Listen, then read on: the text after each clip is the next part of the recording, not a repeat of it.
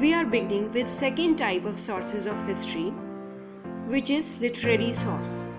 Literary sources are generally manuscripts or handwritten text or notes. Manuscripts were mainly written on leaves of palm trees or on the bark of birch tree.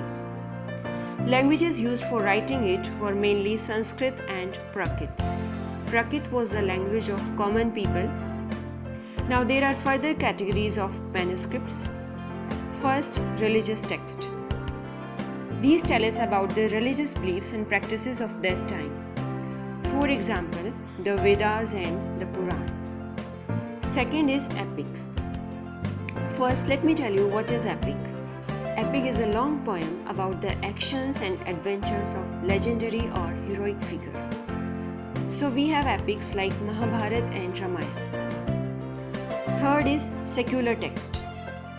These were the writings which were non-religious in nature.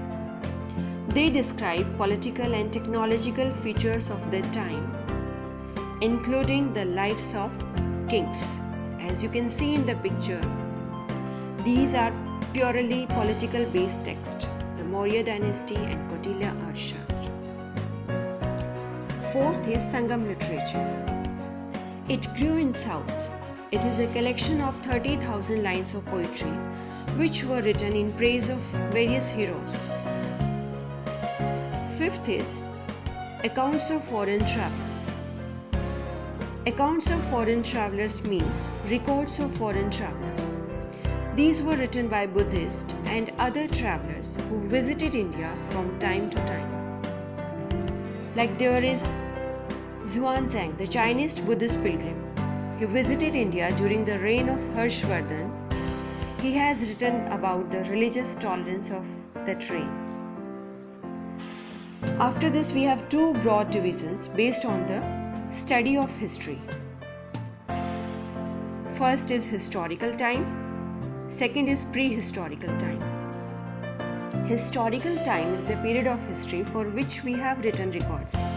And prehistorical time is the period of history for which we don't have any written record. As historical time is the time for which we have written record, it can be studied under the following heads.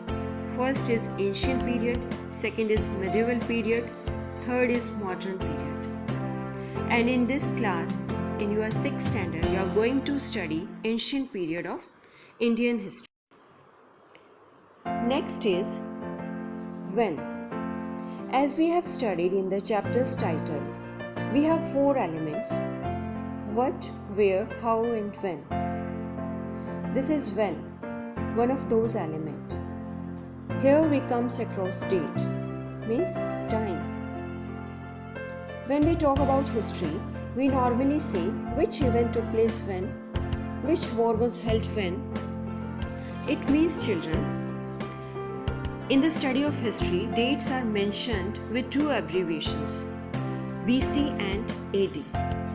And this is the birth of Jesus Christ, which works as the indicator of time. BC means before Christ, AD means Anno Domini. So BC, before Christ, means the time period before the birth of Jesus Christ. And AD, Anno Domini, means the period after the birth of Jesus Christ. Now there is 4th element, which means geographical locations or geographical framework. As geographical locations are the places where human settlements started as the hunter-gatherers and finally developed into cities and big kingdoms, finding suitable geographical conditions. And the earliest geographical location where human settlement emerged was Narmada Valley. With this, your chapter ends, student. I hope it is clear to you. Thank you. I wish you a happy reading.